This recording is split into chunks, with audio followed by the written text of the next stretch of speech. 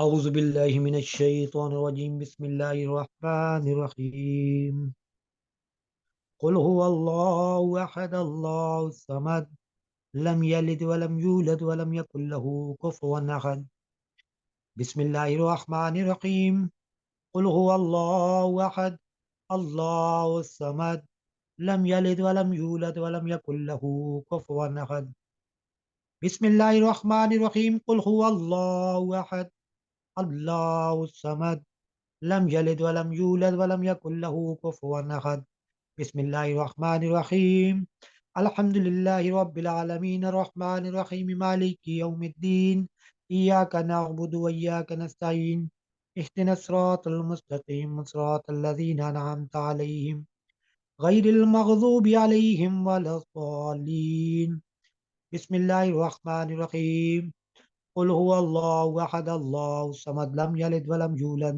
वलम यकुल लहू कुफुवन अहद बिस्मिल्लाहिर रहमानिर रहीम कुल हुवल्लाहु अहद अल्लाहुस समद लम यलिद वलम यूलद वलम यकुल लहू कुफुवन अहद बिस्मिल्लाहिर रहमानिर रहीम कुल हुवल्लाहु अहद अल्लाहुस समद लम यलिद वलम यूलद वलम यकुल लहू कुफुवन अहद सल्लल्लाहु ताला अला हबीबिही मुहम्मदिन वसल्लम सल्लल्लाहु ताला अला हबीबिही मुहम्मदिन वसल्लम सल्लल्लाहु ताला अला हबीबिही मुहम्मदिन वसल्लम या हय्यो या कय्यूम या हय्यो या कय्यूम या हय्यो या कय्यूम।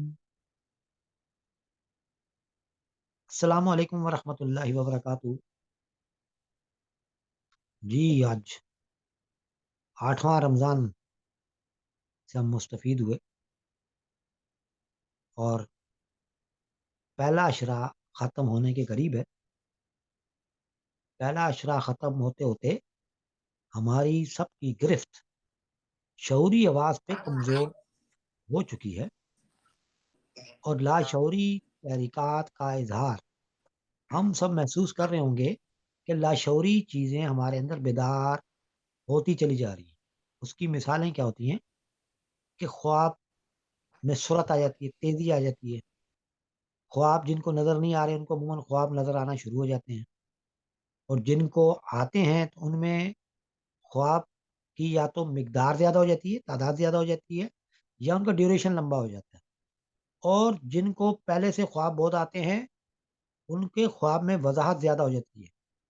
पहले लगता था कि कुछ देखा है, कुछ सड़क देखी है, तो अब अगर वही सड़क देखेंगे तो वो बिमाए दरख्त देखेंगे, उसका रंग सब्ज देखेंगे, सड़क का रंग काला देखेंगे, इर्द गिर्द के जो मंजर हैं उनको वो भी नजर आने की सलाहियत पैदा होना शुरू होगी। मतलब उनके अंदर फोकस और यकसुई बढ़ जाएगा। जब फोकस और यकसुई बढ़ जाती है तो यादाश्त ज्यादा बेहतर होती है, ये तो हम सब जानते हैं। तो इसका मतलब ये है कि जब आप पहले अशरे के अख्ताम पे अमूमन होते हैं, अगर आप रमज़ान अच्छे तरीके से गुजार रहे हैं तो आपकी रूहानी यकसुई में इजाफा होना शुरू हो जाता है। ठीक है, पहले यही वाकयात, हालात, यही सारी चीज़ें, अल्लाह के फरिश्ते आपके इर्द गिर्द मौजूद होते हैं, लेकिन चूंकि उसके अंदर निखार नहीं होता, उसमें गिरफ्त नहीं होती, उसमें गिरफ्त करने की सलाहियत नहीं होती, तो हम उन चीज़ों को महसूस नहीं कर पाते। लेकिन रमज़ान में हम महसूस करते हैं। हम महसूस करते हैं कि हमारे अंदर एनर्जी ज़्यादा है। हम महसूस करते हैं कि हमारे साथ और भी कुछ लोग चल रहे हैं जो नज़र नहीं आ रहे हैं, है ना? जैसे मैंने अर्ज़ की कि असर के बाद आपको लगता है कि जैसे आपका जिस्म इतना हल्का-फुल्का हो गया कि अगर आप चाहें तो उड़ जाएँगे, है ना? ये सबकी फीलिंग्स होती हैं। इसी तरीके से ख्वाब भी बेहतर होते हैं, इसी तरीके से ख़्यालात में बड़ी पाकीज़गी आती है और उनके अंदर गिरफ्त बहुत अच्छी हो जाती है। आपको नए-नए ख़्यालात आएँगे, वो लोग जिनको बेतुके ख़्यालात हर वक़्त आते रहते हैं, थोड़ी-सी फ़ुर्सत में बैठे और उनको लगा कि जी ख़्यालात की यलगार हो जाती है। रमज़ान में आप देखेंगे आपको ऐसा नहीं होगा। वो यलगार कम हो जाती है और जो वो ख़्याल आएगा ना आपको, जिसके ऊपर आपको ज़रूरत थी, जिसके ऊपर फ़ोकस करना था आपने, वो बड़ा क्लियर आएगा। जैसे आपने मुस्तक़बिल की प्लानिंग करनी थी, दिन के वक़्त बैठे में, तो आपको लगेगा कि ये ख़्याल कभी 11 महीने में आ ही नहीं सकता था आपको। आपको ऐसा नया ख़्याल, अछूता ख़्याल आएगा। उन ख़्यालात को आपने याद रखना होता है।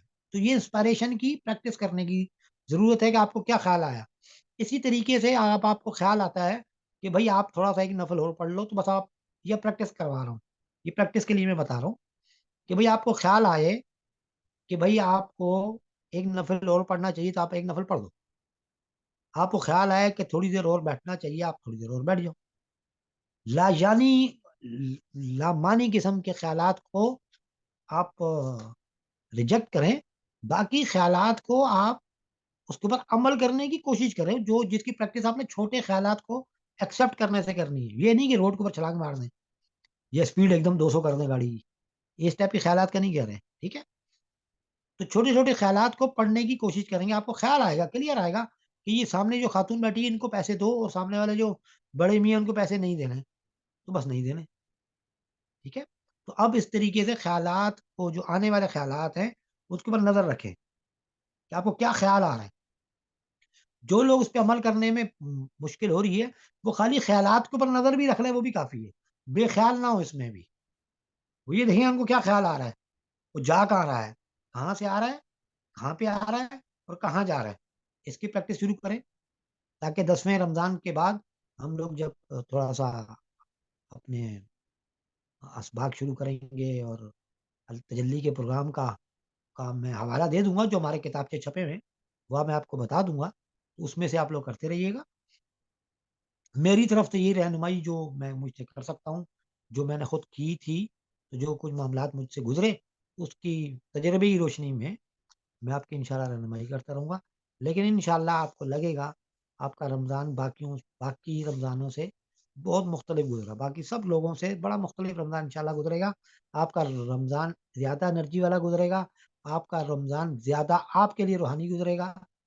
आप दुनिया के सारे काम भी करेंगे, उसी तरीके से अफ्तार, सहरी और शॉपिंग भी करेंगे, दफ्तर भी जाएंगे, और बगैर ज़िंदगी के मामलात को डिस्टर्ब किए अपनी ज़िंदगी को सही ट्रैक पर रखते हुए इंशाल्लाह अच्छे रमज़ान गुजारेंगे पिछले सालों की निस्बत, ठीक है। बस इंशाल्लाह जब आप इसमें कामयाब हो जाएं, यकसुई हो जाए, आपको लगे कि आप अल्लाह के सामने खड़े हुए हैं और अल्लाह आपकी तरफ देख रहा है और अल्लाह आपकी बातें सुन रहा है, तो उस टाइम पे दुआ किया करें। दुआ करें अपने लिए भी और मेरे लिए भी दुआ कीजिएगा। अस्सलाम वालेकुम वरहमतुल्लाहि वबरकातुहू। जी, कुछ सवालात अगर कुछ पूछना चाहें तो आप पूछ सकते हैं, या कुछ भी गुफ्तगू में कुछ आप हिस्सा लेना चाहें।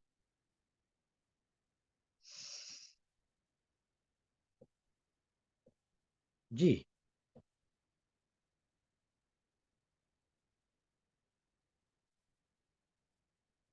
आवाज़ आ रही है ना? अस्सलाम वालेकुम सर। वालेकुम अस्सलाम। रियाज रहमान अहमदाबाद से सर। सर। सर कुरान पाक में मुख्तलिफ जगहों पे आता है, जिस तरह बस आप अपने रब की इबादत कीजिए, बस आप अपने रब की तारीफ बयान कीजिए। तो सर जी कुरान पाक में जो ये कई दफ़ा अल्लाह की रब की तरफ रुजू करने का हुक्म मिलता है, इससे मुराद ये है कि मतलब मेरे ज़हन में ये आता है कि क्या मेरे ऊपर एक रब मुतय्यन है अल्लाह की तरफ से, जिसकी तरफ मैंने रुजू करते रहना है, या कि अल्लाह की तरफ ही रुजू करने का इशारा है?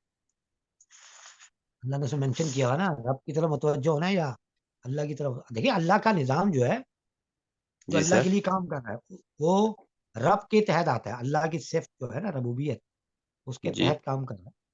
आप ज़ाहिर अपने अपना निज़ाम के तरफ मुतवज्जो होंगे। निज़ाम से मुराद ये है, अल्लाह ने कहा है कि भाई बच्चा जो है वो हम मिस्री के 9 महीने बाद होगा। ठीक है जी। तो ये निज़ाम हो गया बाकायदा अल्लाह का। जी अब सर। अल्लाह खुद नहीं बैठ के कर रहा है इस सिस्टम को। अल्लाह ने एक निज़ाम बना दिया, उसका सिस्टम है, वो कर रहा है, उसके फरिश्ते हैं, ये जो कुछ भी है, उसने एक मैकेनिज्म बना दिया। अल्लाह की सुन्नत में तब्दीली नहीं होती, ये एक इंपॉर्टेंट बात है ना। अब उन्होंने जी सर। आग को हुक्म दे दिया एक दफा, भाई तुमने, तुम्हारा काम है जलाना, पकाना, गर्म करना।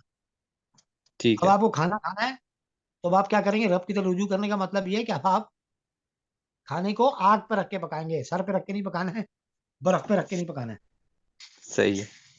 ठीक है। तो जो मुझे समझ में आई है कि अल्लाह ने जो प्रोटोकॉल तय किए हुए हैं, उसके मुताबिक चलना ही रब के अहकामात पे चलना है, जो मुझे ठीक। समझ में। भाई कॉमन सेंस के जी, प्रोटोकॉल्स है ना। भाई जी आपने सर। जमीन पे खड़ा होना है, आसमान पे तो खड़े नहीं हो सकते आप। ऐसे ही। आसमान पे आप उड़ सकते हैं, ठीक है। तो आप आसमान पे क्यों खड़े होना चाह रहे हैं? अब जहाज के ऊपर आप खड़े होंगे तो जहाज के अंदर बैठ के खड़े होंगे ना, हवा में तो नहीं सही। खड़े होंगे ना। खड़े होने के लिए जगह नीचे है, कि जब भी आप खड़े होंगे वो सतह जो है ना, अर्थ अर्थ कहते हैं सतह को, जी ठोस सर। सतह, वो आपके पाँव के नीचे होगी तो आप खड़े होंगे, वरना आप खड़े नहीं हो सकेंगे। यही रब की तरफ रुजू करना है। तो उसका मतलब ये तो ऊट पटांग ख्यालात से निकले, ऊट पटांग किस्म की मामला से निकले और नेचुरल रास्ते की तरफ आए, जिसका इशारा अल्लाह मैंने देख चुका है। अल्लाह में कहता है तुम पैदा होते हो, तुम खाते पीते हो, फिर तुम एक जिंदगी गुजारते हो, उसके बाद मर जाते हो। जी इसका क्या मतलब है कि अब्बा अल्लाह ने एक पूरा प्रोसेस बता दिया कि भाई ये एक नेचुरल प्रोसेस है। जितने नेचुरल प्रोसेस है उसको फॉलो करने का नाम ही अल्लाह की तरफ रुजू करना है। और ये खासा ठीक। साइंटिफिक टाइप का होता है। सही।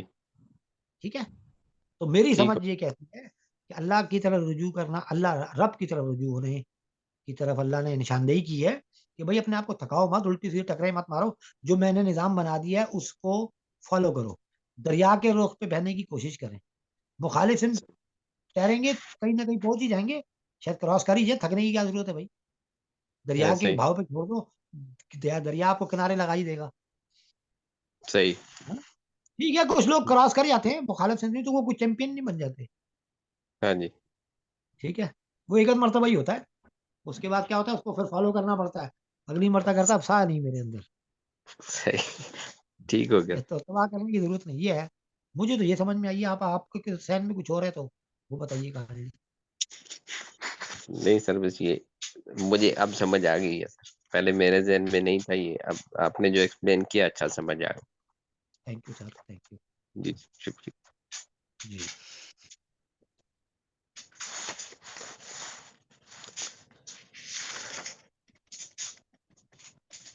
जी और कोई, और कुछ?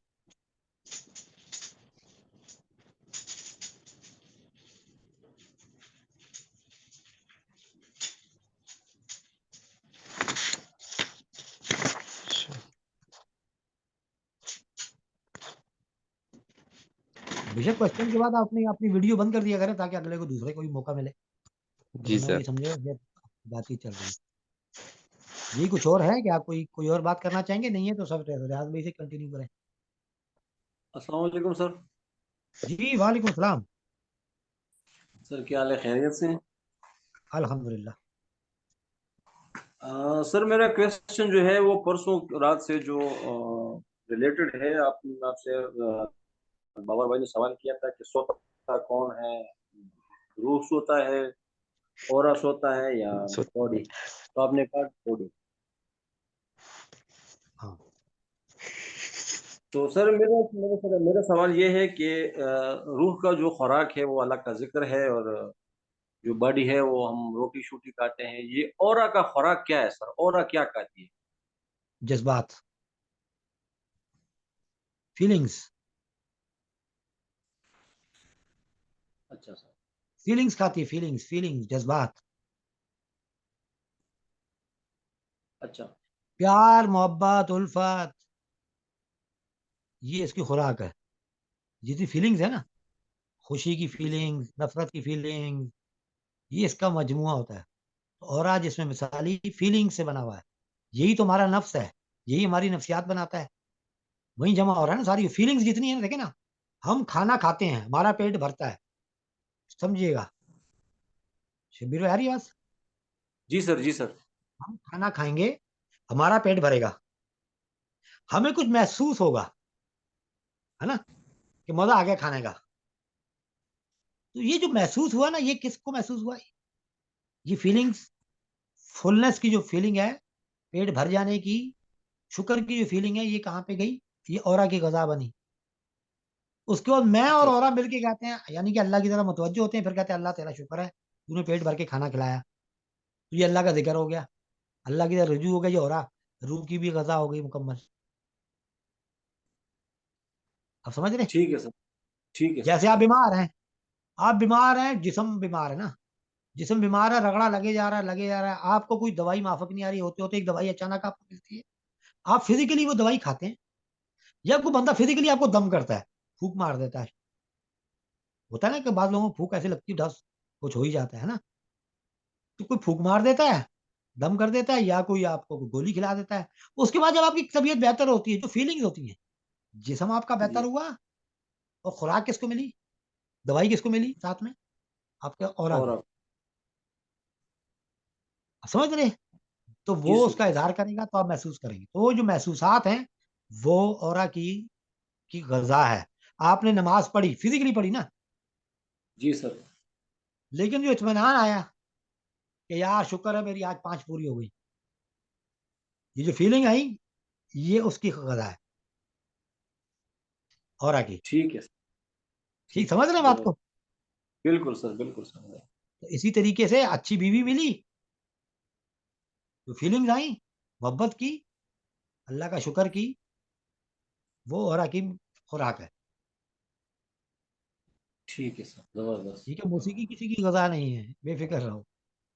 वो भी एक मादी चीज है, तो वो बस कानों की गजा है, और क्या। गजा तो है नहीं, तो गजा की जलाना ही है।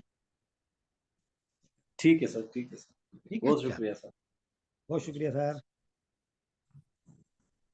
जी अस्सलाम वालेकुम सर। जी वालेकुम सलाम। ग्रेट कैसे हैं डॉक्टर सर, साहब, खैरियत? कैसे हैं? अल्हम्दुलिल्लाह सर। सर मुझे बताइए, सोना अभी हम ये बात कर रहे थे ओरा की खुराक के बारे में। ये बुरी फीलिंग्स जो है वो क्या उसको वो इफेक्ट करेंगे, यानी यस, डेफिनेटली इफेक्ट बिल्कुल करेंगे वो? बिल्कुल बिल्कुल उधर ही जाएगी। हम्म, बुरी गजा उसकी, देखें होम्योपैथिक तो डिपेंड इस पे कर रही है, पता है आपको? जी जी वो उसने इसको नाम हॉस्टल बॉडी और रू रखा हुआ है। वो इस जी जी। इस औरा को रू कहने लग गए, हनीमन के हम्म, मुताबिक। तो उन्होंने कहा पहले रू बीमार होती है, हम तो रू जी से ऊपर वाली को मानते हैं ना। वो कहते हैं पहले रू जी। बीमार होती है, वहां गड़बड़ होती है, उसके असरात जिस्म पे जाते हैं। हम्म, और बात भी ऐसे ही देखें, ज्यादा लोग जो हवस करने वाले लोग हैं ना, पैसा जो हमारे पीर मुर्शिद की तालीम है, वो ये बताते हैं अपने तजुर्बे के मुताबिक, जिन लोगों को पैसा अच्छा लगता है ना, उनमें अल्सर पैदा हो जाता है। समझे? जिनको पैसे की लालच होती है, वो अल्सर पैदा होता है, मुख्तलिफ किस्म की अल्सरेशन होती है, और आखिर में कैंसर भी उन्हीं को होता है।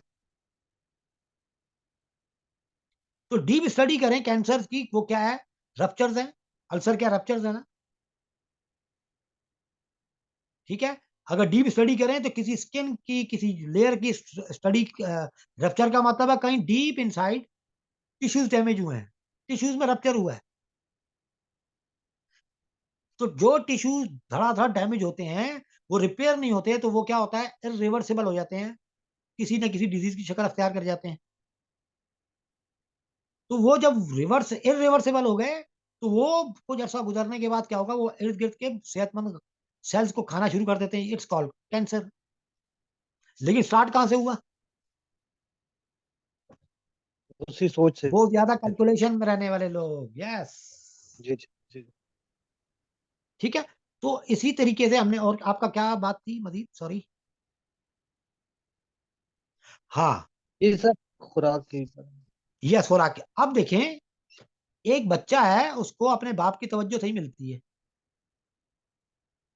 और खाने की गजा कम मिलती है। हमारे यहाँ भी करोड़ों अरबों मिसालें हैं, पहले जमाने में चले, अरे को अपने वालदेन से भी, मैंने भी सुना, आपने भी सुना होगा, को पहले खाने को होता कहाँ था, खाने को इस तरह थोड़ी होता था। मतलब इसका ये मतलब नहीं था, मतलब इस टाइप की चीजें नहीं होती थी, सादा रोटी होती थी बस, वो भी कभी हुई हुई, ना हुई ना हुई। लेकिन उनको अपने बाप की तवज्जो पूरी मिली हुई है, वो सेहतमंद भी हैं, हट्टे कट्टे भी हैं, सब कुछ। आज के दौर में बाप की मोहब्बत नहीं मिल रही, खाना बहुत मिल रहा है, इफेक्ट कर रहा है।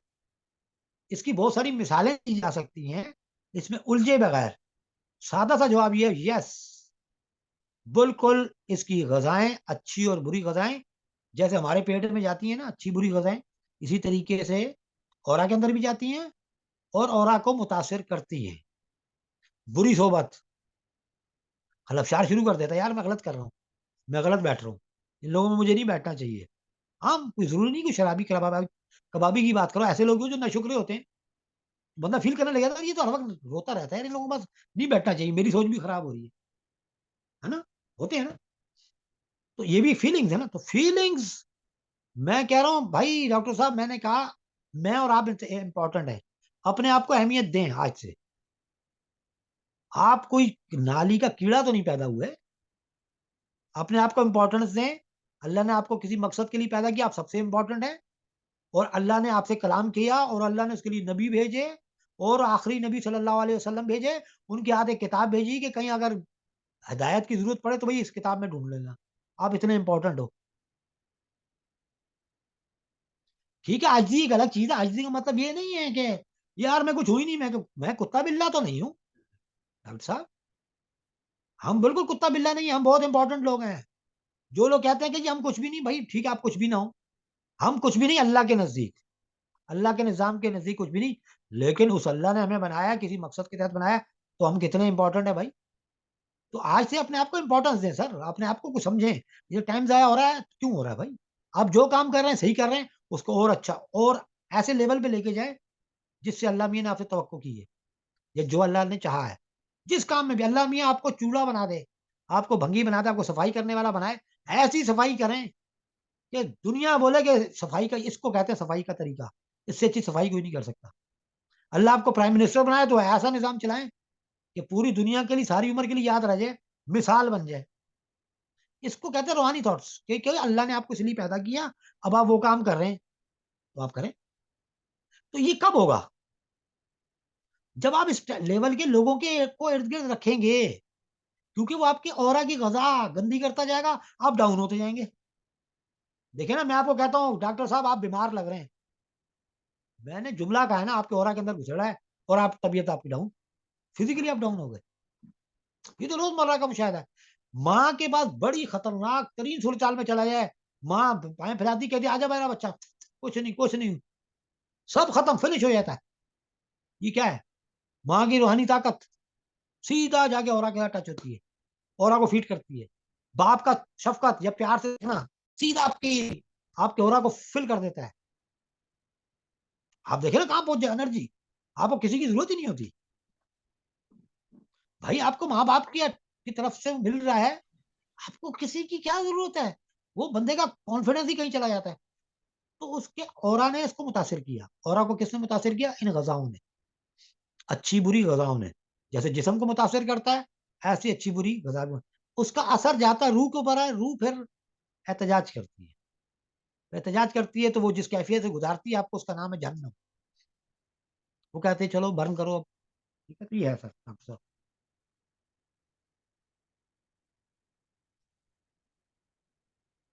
बाकी सुनाएँ? कुछ और सवाल?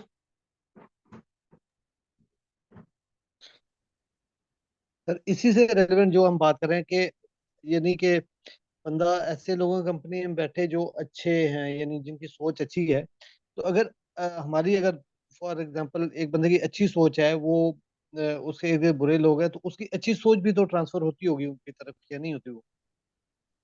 सर देखिए या वो बुरे ट्रांसफ़र तो ख्यालात ही होगी, एब्जॉर्ब करते हैं? रेशो सर रेशो है ना। हमारी हमारी नफ्सियात ऐसी बनी हुई है, इंसान एक ऐसी चीज़ है, चमकती देखें नज़र का कानून, नज़र का कानून ये है कि नज़र चमकती हुई चीज़ को पहले दिखेगी। ठीक है। ऐसे ही है। जी ऐसे ही। ऐसे ही बंदे की जो तबीयत बनी हुई है, इस किस्म की बनी हुई है, इस टाइप की चीज़ों में जो डार्क साइड्स हैं, उसमें लस्ट ज़्यादा मिलता है उसको। वो पहले ज़्यादा अट्रैक्ट होता है उसकी तरफ। जहाँ वो जी अट्रैक्ट होगा वही कंज़्यूम करेगा वो। Very simple. जी जी। भैया आप एक रोड पे जा रहे हैं, मैं आपसे पूछता हूँ डॉक्टर साहब, आपने रोड पे क्या देखा? अब आप वो बताएँगे जिसमें आपकी दिलचस्पी थी, आपकी दिलचस्पी गाड़ियों में थी, आप बताएँगे 4 गाड़ियाँ गुज़री, 3 नीले रंग की थी, 1 सफ़ेद रंग की थी। ऐसे लेकिन ही। आप एनवायरमेंटलिस्ट हैं, एनवायरमेंट के साथ आपका ताल्लुक है। उम्मीद ये है कि आप सड़क पे जा रहे होंगे तो आप बताएँगे कि जी मैंने देखिए कि सफ़ेदे के 3 दरख्त और लग गए हैं, गोंदनियाँ इतनी हो गई हैं, दूध इतना हो जी गया जी। है इस्लामाबाद की सड़कों पे, शापर है ना? पड़े इतनी हुए थे। झाड़ियाँ निकल आई हैं। जी जी। ऐसे ही होगा ना? जी जी। ऐसे ही आप है, समझ रहे हैं बिल्कुल बात? ऐसे। जी बिल्कुल जी। इसी तरीके से उसकी पॉज़िटिव चीज़ें जो आप कह रहे हैं, वो भी आपके अंदर ज़रूर आपके अंदर जाएँगी, लेकिन बुरी चीज़ें भी जाएँगी। इसकी मिसाल ऐसे ही है कि जब आप खाना पकाते हैं, खाने के अंदर बहुत सारी चीज़ें जहाँ पड़ी होती हैं, उसमें मिर्चें भी पड़ी होती हैं। अगर जी उसकी मिकदार कम है, तो वो आपको ज़ायका अच्छा देगी। साली उसका ज़ायका आएगा, परेशान नहीं करेगी। अगर उसकी मिकदार ज़्यादा हुई तो वो फ़ायदेमंद खाने का भी बेड़ा गर्क कर देगी। ऐसे ही। बिल्कुल इसी तरीके से है, रूहानी ग़ज़ा भी रूहानी ग़ज़ा तो हम कहते हैं, ये नफ़्सियाती ग़ज़ा नफ़्सियाती भी नहीं कहना चाहिए, बहरहाल ये ऑरा की ग़ज़ा है, जिसमें मिसाली की ग़ज़ा है, रोशनियों की ग़ज़ा है। रूह तो अभी बहुत दूर है, रूह और रूहानियत बहुत दूर पड़ी हुई है अभी, ठीक है? बस नमाज़ों में अच्छा वक़्त लगाएँ, नमाज़ों को अपना क्लियर करना शुरू करें, ये बहुत अच्छा मौका है। कल इसके ऊपर हम गुफ्तगू करेंगे। बस अपने अब नमाज़ में जल्दबाज़ी ना करें और अपनी यकसुई को ख़राब मत करें। बिल्कुल अल्लाह के सामने अपने आप को रखें और अल्लाह के साथ वो बात करें जो आप करना चाहते हैं। तो मेरी बताई हुई बात तो नहीं करेंगे ना, आपका अल्लाह मियाँ है, आप जिस तरह जी चाहे अपने खालिक के सामने आप खड़े हैं, उनके सामने उसकी तरफ मुतवज्जो हो, खाली जी महसूस तो करें कि हाँ जी अल्लाह मियाँ ने कहा है कि जहाँ तुम एक हो वहाँ दूसरा मैं हूँ, जहाँ तुम दो हो तीसरा मैं हूँ, बस इतना सा करना है। तो जब मौका मिले नमाज का तो बड़े अच्छे तरीके से नमाज में भी इसी तरह रुजू करें कि आप अल्लाह के सामने खड़े हुए हैं। बस और लंबा चौड़ा कुछ कह ही नहीं रहे हम आपको कि भाई ये भी कर लें वो भी कर लें, नहीं जो आपसे हो रहा है वो करेंगे हम लोग को। क्या ख्याल है? चलें और कुछ?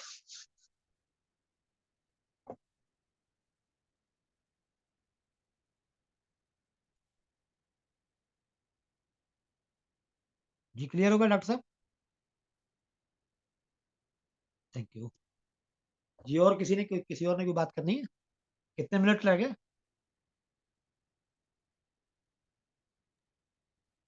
सर 5 से 7 मिनट है। ठीक है, आप बस एक आध सवाल और ले लेते हैं।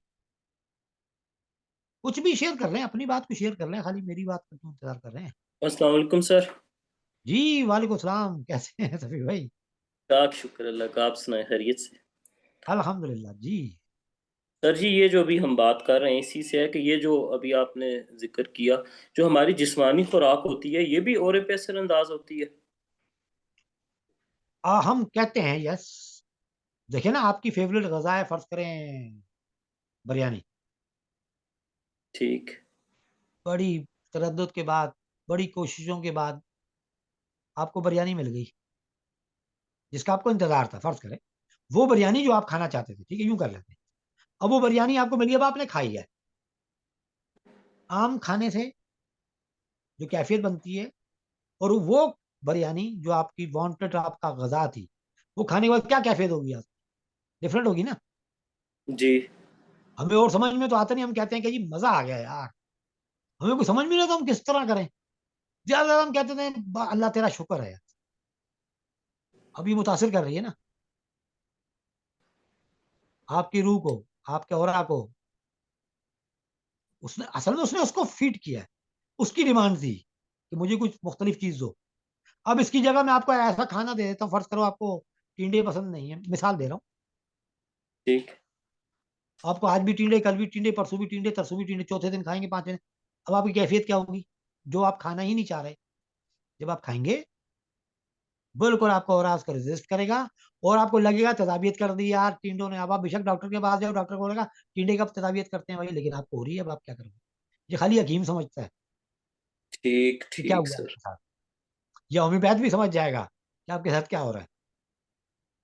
डॉक्टर नहीं सही है। मानेगा, बोलेगा कि जी भाई आपका तो बिल्कुल आपका एसिड लेवल बिल्कुल ठीक है, इससे तो एसिड लेवल बहुत अच्छा होता है टिंडे से, कद्दू से, तोरी से। भाई लोग खाए जा रहे हैं और तदाबियत हो जा रही है इनको, तो फिर दूध से क्यों मना करते हैं भाई? लैक्टिक एसिड और गैलिक एसिड से भी तो आपको प्रॉब्लम होती है ना, तो ये उसी टाइप की चीज है। तो बहरहाल इसकी ये मौजू हमारा नहीं है। तो हम ये कहेंगे जैसे अच्छा खाना खाने से आपको कैफियत में फर्क पड़ता है, जो चीज आपकी कैफियत तब्दील कर रही है सभी भाई, वो समझे उसने कहाँ पे कैफियत कहाँ जा रही है, आपके और को औरे में, मुतासर कर। औरे के मुतासिर। जैसे ठीक। और जैसे मिसाली, नस्मा, वो सारे नाम है इसके, ठीक है। ये औरा वही ठीक। औरा है जिसका अगर ये नए लोग सुन रहे हैं तो वो समझेंगे किसकी बात हो रही है। औरा नस्मा ये वही नस्मा है जो आपको ख्वाब में सैर करता है। ये इतनी पावरफुल चीज है, जो आपके अम्मी अब्बू से मिलने चला जाता है, जो अपनी एक्स गर्लफ्रेंड की तरफ भी चला जाता है, कभी कभी वो कश्मीर पहुंच जाता है, कभी वो अमेरिका नहीं गया हुआ लेकिन अमेरिका पहुंच जाता है। इतनी ताकतवर चीज है। ये मैं सोरा की बात कर रहा हूँ, जिसमें मिसाली की बात कर रहा हूँ, रोशनी के बना हुआ ओरिजिनल इंसान की बात कर रहा हूँ, जो आपको एहसास दिलाता है मैं। अचानक आपको लगता है ना ये मेरा हाथ, वो जो बोल रहा है ना मैं, इसका मतलब वो मुतवज्जह हुआ है अब। और जिधर वो मुतवज्जह होता है उसमें बड़ी तब्दीली पैदा कर देता है जिसम में। तो होम्योपैथिक स- भी कहती है, नफ्सियाती लोग, नफ्सियात के जो डॉक्टर हैं वो अल्फाज के जरिए क्या आपके ऑरा पे असर करते हैं। ऑरा अलाइन हो गया ना तो वो इत्मीनान आपकी बॉडी में आना शुरू हो जाएगा। अब वो मुतमईन है, पुरसुकून है, उसको अपनी गजा मिल गई, उसको मोहब्बत भी मिल गई, प्यार भी मिल गई, हौसला भी मिल गया, है ना। अब वो बोलेगा ठीक है यार चटनी भी ठीक है खाओ यार, क्या हो गया, अल्लाह खिला रहा है। अब बोलेगा अल्हम्दुलिल्लाह अल्लाह तूने चटनी खिलाई, है ना। फिर अब्बा जी फरमाते पीरो मुर्शिद हमारे कि भाई ठीक। बाबा साहब ने फरमाया है कि अल्लाह मियाँ जब खिलाए चटनी भी ऐसी खाओ जैसे मुर्गी खा रहे हैं, जो मुर्गी भी ऐसे खाओ जैसे चटनी खा रहे हैं, क्योंकि वो भी तो अल्लाह मियाँ ने खिलाया, ये भी अल्लाह मियाँ ने खिलाया। वो कब होगा? जब आपका और मुस्तफीद हुआ होगा, ठीक है। और वो जब होता है जब आप अस्कार करते हैं, अस्कार जिक्र की बात नहीं कर रहा हूँ, अस्कार की बात कर रहा हूँ, जो विर्द वजीफे पढ़ते हैं, उससे उसमें थोड़ा उसको एनर्जी मिलती रहती है, तो वो आस्ते आस्ते वो भी ठहर जाता है। ठीक है। तो कैफियत जितनी भी हैं वो ओरा की गजा है, वेरी सिंपल। किसी बच्चे से मिलके आपको खुशी, अपना बेटा देखा, बेटी देखी, जफ्फी डाली, ओ हो, तो वो किस चीज को फील कर रहा है?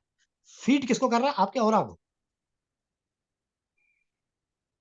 ठीक। समझ रहे हैं बात को? एक अच्छी जगह, एक अच्छी गाड़ी देख ली, खाली देख ली, वो क्यों आपके दिमाग के अंदर था और वो ओरा के अंदर महफूज था कि मुझे इस रंग की गाड़ी पसंद आई थी। अब मैंने वो देख लिया, लो उसकी गजा पूरी होगी, ठक, लो जी खत्म, वो रिलैक्स होगा, खुशी का इजहार करेगा, मजा आया यार, आज फलां गाड़ी देखी या फलां वीडियो गेम खेला।